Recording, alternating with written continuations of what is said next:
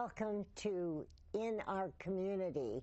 I'm Suzanne Barnett, your host, and I am so honored and delighted to introduce our guest, Clifford, of Books Aloud.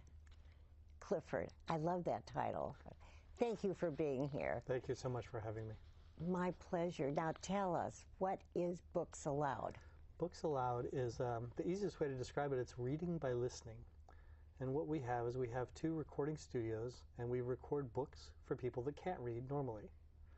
So anyone who has any kind of a disability, could be someone who's blind, could be someone who has MS, could be special ed kids. And what we've been doing for about 40 years now, just over 40 years, is we've been recording books. We have volunteers that record the books for us. We edit them, and then we put them in a format that's easy for them to use. It's a free service. We've always been very much connected with the library. Right now we're in the basement of the Martin Luther King Library, downtown San Jose. We were at the previous library before it moved to downtown. And so we've been very honored by them to help support us. They give us a small stipend every month, and they give us all of our space. How wonderful of them to do that, and how wonderful of you to do what you do. How in the world did you get associated with Books Aloud? Well, it goes back. Let me tell you a little bit story about how Books Aloud got started, which was Florence Peer was the original person that started this process. Her mother loved to read and started losing her eyesight. So what she did is she started communicating with people, and this is in the early 70s. So I don't know if there were a lot of audio books at that time, but that's what she did. She created a system and a process and got permissions from publishers to record these books and then make them available for people that couldn't read. It's always been a free service. We supply people all over the United States and some even outside of the United States. We deliver the books. We have mini libraries in the schools. So what's wonderful about that is all the special ed kids in San Jose have the ability, any teacher can contact us and we'll provide these books. The way that I got started was my mother was the executive director, Joyce Meurer, for many years. I came to help maybe 5 years ago with something. I just was visiting in town, and she was at the office. I went by, and I was doing something on her computer, and it was really slow. And I'm like, Mom, is it always like this? She's like, yeah, it's always that slow. And so that was my incentive, being a computer consultant, to do something else, to help her with that process. So that's how I got originally started. Tell us about your mother. So my mother has been a volunteer in the Santa Clara County since I was a little kid. She was always involved with, clubs like West Valley Federated Women's Club, Kiwanis. She was always taking me by the hand saying, come on, we're going to go do this. Yeah. I remember delivering things to, like women's shelters. And so she always encouraged me to volunteer. And, it's like one of the most important things we can do is really honor volunteers and what they give, because they just show up. They do. Yeah. I think you've already answered one of the questions, and it says you offer services to the whole world. Yes. How does that work? Well, one of the things that I love that we do is we actually record the Lions magazine every month. And so Lions Club supports blind all over the world. Oh. And so we record that for any of their members that need it as well. Yeah. So that's one of the ways that we do it. And those get sent out, all over. Yeah. The other way is, once again, we support the local community, but from anywhere in the U.S., and we have some in Canada, they can request our services. Literally, they can just go onto our website, and they have to have a form from their doctor that says that they're not able to read normally. So it has to be approved to get the service, because the service is free, and it's only for people that really need that service. And so what we'll do is we'll actually send them the books, if they want them once a month or every 2 weeks, whatever time frame that they would like to have those books. Oh, that is fantastic, really.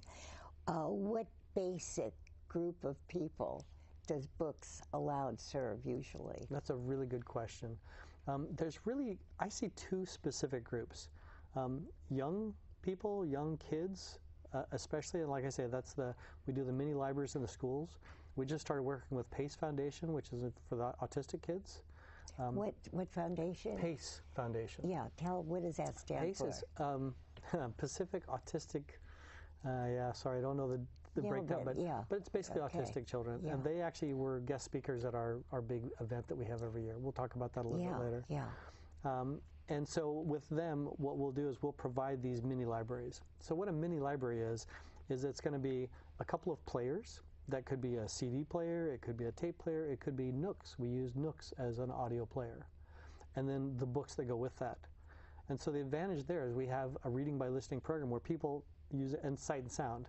So people can be looking at the book while it's being read to them from the device. So you're getting, the senses are getting both things going, right? Yeah, so people are able to learn how to read by listening. I understand you have such a dedicated volunteer group, staff. How do you keep them with you? How do they stay with you? I think it starts with appreciation. Like we have, I would guess that we have probably 50 active volunteers at any given time. Some of them are people that are reading. They come in every week and they'll read for an hour, and that's amazing to make that commitment to come in week after week after week and read a book. An adult book could take as long as 6 months to complete. So that's a big commitment to show up every week, same time, and show up. And so why do you think they're so dedicated? That's a good question. I think one of the things that I know from being a volunteer myself is it's very rewarding. To show up and just to help other people and not expect anything back. Right. We don't even need validation. It's just like there's something about giving that feels really good. And so I think that's why people volunteer. I think there's always an opportunity to help others. And that's what Books Aloud is all about. It's about helping others. Well, yours is so dramatic. We volunteer here at KMBT, and it's dramatic in a different way. Yes. It's for all the hams. Oh. No. But we do have. What came to my mind, Clifford, is that it's similar. I mean, the feeling that we have that we want to keep doing it. Yes. This is such a good question. What is the feedback that you get from those that you serve? And what are the good points and bad points that they report in the service provided? Also, another really good question. Yeah. I love and I don't remember his name, I apologize for that, but there's a young man on our video. If you go on our website and look at our story, there's a young man that talks about his experience with Books Aloud. And what I love about this is he was really struggling in school, and he didn't really know why. And what they found out is that he was dyslexic. And so by using the books and following along with the books, he was able to shift that dyslexia. Really? And he actually went on to be an honor student, and then went on to college. So to hear those kind of stories, that kind of feedback about how, what we have done, what we offer, the service that we have, has helped somebody progress through areas that they didn't even imagine they would get through. Absolutely. Now, is there any cognitive value of someone, say, like him, that can actually help change the brain, do you think? I think so. I think it's, we're learning how to work with the brain differently. We look at, a lot of the kids that are special ed kids, autism and Asperger's, we don't really understand how it works, but their brain just works differently. So if there's a way that we can help them to move through that learning, that's all we can ask. And hearing the language, and then is there any part of it that they learn how to actually read? Absolutely. Oh, there is. Yeah. So they will be reading along with the book and listening to it. Yeah. And then they can also be reading the book themselves. That's it. One of the wonderful things on the Nook books that we have is we have applications also that are sight and sound. And they have 3 different choices. Most of these are put out by Ohm Media, which is a great, application, and you can get it on Nooks and iPads and things like that. And we have a lot of the Dr. Seuss works, which is really fun. Oh, yeah. And so on those, they'll be able to actually touch different things on the page, which will sound the word. Or it can say, read to me, where it's reading along the book, or just auto read, where it just reads them the whole book, and it's turning the pages for them, but you're looking at it on a screen. So very similar to our Sight and Sound program, these programs are starting to be created also. And with the Nook books, we're able to put those on the applications also. So that's been really helpful. What happened? This is just a off-the-cuff question. Sure. But years ago, when Books Aloud started, and we didn't have all this technology, how did it work then? That's a really good question. So what we used to do, and we still have these old recorders mounted on the wall in the studios, we recorded right to tape. So literally, as you know, we had a really good quality microphone. It wasn't going through a computer like it does now, and it was going right to the tape. And then we had all the tape duplicating machines to make extra copies of it. So that's how we started, like just recording on tape. And it's just the standard cassette tape. It wasn't big reel-to-reel or any fancy thing. And it's fascinating to look at those machines are still on our wall in the studios. Absolutely. Yeah. The before and after. And so what do you think is going to happen to Books Aloud in 20 years? That's a good question. So one of the things that has happened is we started using these Nooks. We did a fundraiser at Barnes & Noble, and what they do is, as people come in and whatever they buy, then it gets, it's money for Books Aloud, which becomes a gift certificate, so we could buy other kids' books. Well, one of the things that happened is Joyce was there, and she's like, could we use these Nooks as players? I'm like, I don't know. Let's buy some, we'll find out. And so that's how that all started. It started from a fundraiser. We found out these are really easy to use. They're really durable.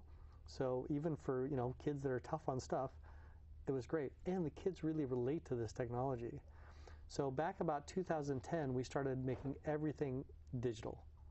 So what was great about that is now we have the ability to not only have them on tapes or CDs or a device, like an MP3 device, but we also have it now on our main server. So my fantasy is that some big company in Silicon Valley is going to come and say, we want to help you write an application. We want to help you to put this out so that we can serve more people, that we can help you find a way to do this. As you can tell, I get a little emotional about that because I know what we have the ability to do. Yeah. And we just need help. May I ask you something? Yeah. I'm trying to put it into words. Why do you think you feel so dedicated to this? Because I believe we're here to learn and serve. Yeah. Not only are we doing that with this organization, but we're helping other people do that as well. Yeah. People that wouldn't have the opportunity to read, we're helping them do that.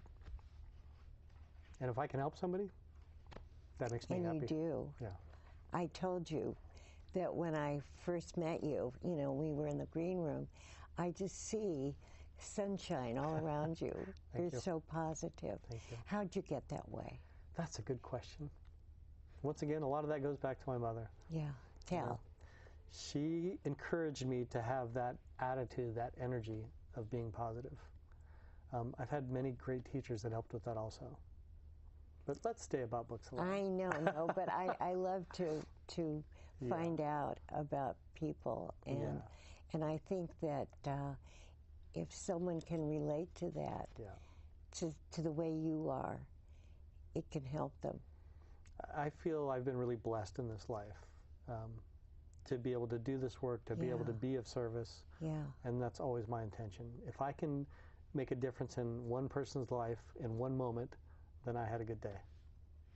A good life, too. And a good life. So,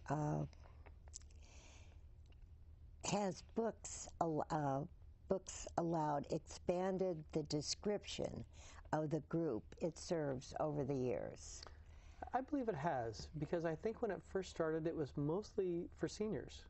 I think that was kind of our focus, was to really, cater to seniors. Once again, Florence Pierre's mother was losing her eyesight, and we knew that we could help, along those lines. Along the way, we realized, well, this would also be helpful for kids. So, these are two completely different areas. Indeed. But they have a very similar need. So the needs are the same, the clientele is different. I heard that you had your annual fundraising event. How did that go? This year was absolutely wonderful. So we do this every year. It's been going on for countless years. Yeah. We used to do masquerade balls right around October. And then last year we chose to do something different. We said, let's make it like a black tie event or optional black tie event. Let's dress it up. And it was a wonderful event. And we did that at San Jose Country Club. The staff out there is amazing. The space is beautiful. And we had a blast doing it out there. So we did it again this year. We filled the place. There was about 150 people. I don't know how we're going to get more next year, because I know there will be more next year. We have a silent auction, a live auction. Our auctioneer was amazing at just encouraging people and engaging people and bringing people in. The theme was Dr. Seuss, because Dr. Seuss has also supported us for many, many years. It's been really fun to just dance with, like, how do we change this? How do we make it a little bit different? We have a lot of wonderful donors who give us things that we can raffle or share. Local wineries that help us also by giving us discounts to do that. Just a really, really fun event. It's interesting you bring that up, because just today I got an email from our photographer, which was Silent A Photography. Amber is our photographer. And so now there's about, I think, 300 pictures that if you go to our Facebook page, our Books Aloud Facebook page, you can see the pictures and you can see what the gala was all about. Because you got some great pictures. It's Books Aloud Inc. Yes. Right. Yeah. Okay. So you can find us on Facebook. Are there any other non-profit groups in the area that lend a hand to you? Absolutely. Who? So two of the ones, especially just in the last 18 months, one was Intero Foundation, and they do some amazing work in Silicon Valley, supporting other nonprofits. They gave us a wonderful donation, and hopefully there's a picture that we have that will show them with us receiving that check. So I really want to honor Intero Foundation, what they did. Yeah, and it says, and how can, we're going to show two pictures. Yeah. How can our audience, our wonderful audience, help? Yeah. So let me talk about the second one also, which is West Valley Federated Women's Club. Yeah, tell us. Once again, if you think back to the beginning of our conversation, Florence Peer was a member of West Valley Federated Women's Club that started all this.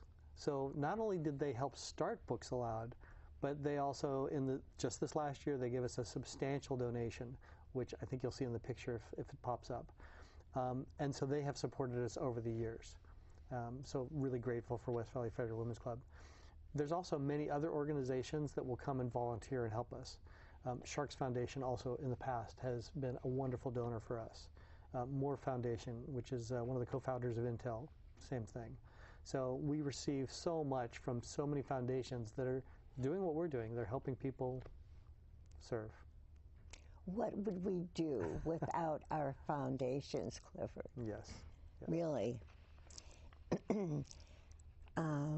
What would you say to people who want to find out more about Books Aloud? Well, one of the things I'd say is if you come to the library downtown, come down, say hi, just pop in. Oh, that's a great idea. Yeah, if you are in the Martin Luther King Library and you get on the elevator and you go down, when you step off the elevator, we're right there. You're right there. You'll see a beautiful quilt that's on the wall that somebody made that says Books Aloud. And we can always use help. We can always use volunteers. Once again, any of these foundations. Another one I just want to mention is One Brick, another wonderful volunteer foundation. They came and helped with our event. Made it one of the smoothest and easiest events we've ever had. And that's what they do. They volunteer for volunteer organizations. So once again, it's like there's an energy, especially in this valley, of helping, and of serving. And so the more that we can do that and help foundations and help different organizations and help different groups, the better this valley is. Are you able to help other groups? To a certain extent. Like I say, Pace Foundation was one of those that we just connected with. And they have a very specific need that we can help. Lions Foundation also, because they work with blind, and that's something we can do. So we try to connect wherever we can with those. Kiwanis also is another group that services a lot in the community. Rotary Club also. So many of these clubs, there's a symbiotic relationship that we have. They support us, and we support the people that they're working with. This is really a good question. What would you say to people who are long-standing volunteers in other nonprofit groups? And how do you keep the excitement going? I know the answer, it's you. No, you're a Dale Carnegie person. You know, act enthusiastic and you'll be enthusiastic. You're the perfect person for that. No, how do you do that? Thank you. So I think the most important thing is to really honor your volunteers, whatever that looks like. Maybe you take them out to lunch. Maybe if they're not the kind of person that wants to go, you give them a gift card or something. But mostly you just tell them, thank you. We really appreciate your help. We could not do this without you. You know, a lot of the organizations that have volunteers like us, we have 4 employees. Everything's done by volunteers. We are so grateful for their help. And we have volunteers that have been doing this for year after year after year after year after year. They just keep coming back. We couldn't do what we do without them. They know the system. They know the process.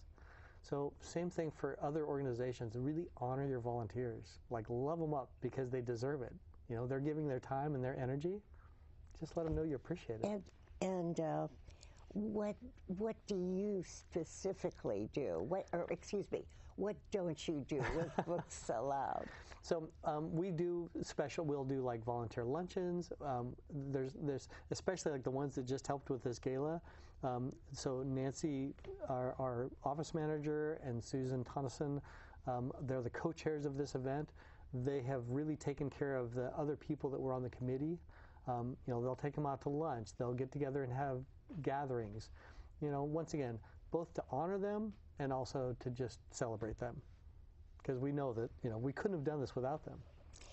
Oh, well, we've already talked about this, but I think it requires more talk. How has the changing technology made your products and services substantially different? But tell again. That is so fascinating. Like I say, it's shifted, and we still, like, I would say 90% of what we do is still on tape. And most people say, like, why would you use tape? Well, you know, think about what our clientele is. If I'm blind, autistic, Asperger's, anything like that, a nice big tape machine that has big buttons, it starts and stops right where you left off. That's helpful. Indeed. If you do a CD, it doesn't do that. So how would you know, let's say you're listening to a book that's 15 hours long, how would you know where you left off? How would you get back to that place? With a tape, that's easy to do. With the Nooks, that's easy to do. With CDs, not so much. As we look at moving this to, you know, like an online format, same thing. We'll have to create a system that's easy for them to use.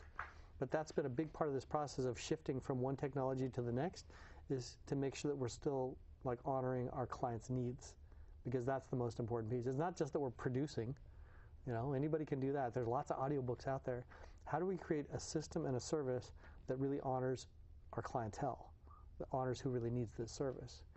And so that's been our process. We still have a lot on tape. We have, you know, 4 duplicating machines that duplicate 8 tapes at a time. Most of our library, if you go down there, I recommend, please come see it. Oh, I will. You'll see most of our library is on tape. But now it's also everything since 2010 that we've recorded is all also in a MP3 format. So that gives us the ability to start building another way to get this out. Like I say, the Nooks was a way. That was part of that process. And they're also, you can start and stop them right where you left off. So that's helpful. We have a few minutes left. What else would you like to say about Books Aloud? I love that name. Yeah, it's wonderful. Well, I would like to say thank you for having us. My pleasure. This is an honor to be here and to be able to talk to the community about what we do. And once again, just gratitude for all who have contributed, whether it was, you know, with their energy, with just honoring us, with talking about us, with sharing it, however it was done. If someone can benefit from what we do, you know, that's what we're here to help. There's never been a charge for a service. There never will be. We sell nothing. Nothing at Nothing. all. We sell nothing. So it's all free. All free within the whole system. Yes. That's amazing. It's wonderful. Yeah. What do you perceive that you would like to happen? Yeah. In 20 years. So that came back to the part that touched me earlier. Yeah. It's like, I would like to see one of our larger foundations, Silicon Valley, all of them do volunteer work. You know, they all have ways to do this. To actually help us create an online system that uses what we already have and makes it available to the clientele that we have. So it's taking it that next step. You know, we've been able to go through these little steps, and now we actually need to make a bigger step, and that's going to take a bigger player. And we can't do that ourselves, but we could do it with help. But not 20 years. I mean, well, but it has to start now to get to that 20 years. Yeah. Yeah. Well, let's say you've got to fantasize this. Say 10 years. Okay. Yeah. Once again, I see it as being all available online, so that we're not, you know, packing up boxes and shipping out tapes. Yeah. Yeah. That's what I see. And, you know, there's other systems. The Library of Congress has something similar to that. The difference about ours is it's very personal. The books are read by a person, not by a computer. That's right. Yeah, there's a process that happens, which is like having your child or your mother or your father or your son or your daughter read to you. That's very personal. That is such a good point. Yeah. And that's a good way to end this show. Clifford, you are a natural on TV. You're a TV star. Thank you. And this is your first TV appearance. It is that. And I said to you, and you're not nervous. I think it's amazing. Thank you. It took me years to get over mine. I'm still not over it. I still screw up on my words. Well, you've been fantastic, so thank you so much. Thank you. And all I can say is that I wish you only, number one, the best of health. Yes. And that your Books Aloud Incorporated just keeps getting off the map, the planet. Wonderful. And I want to thank our crew. I mean, I'll get teary practically when I think about all the people here at KMVT. I love KMVT. And our crew, we couldn't do without them. We're all volunteers. And of course, I have to thank our audience, my goodness. And you know what? I can't wait to see you next time. Bye-bye. Mwah, mwah. So good. Wonderful. Thank you. So good. Okay, we just Stay there, though. Okay.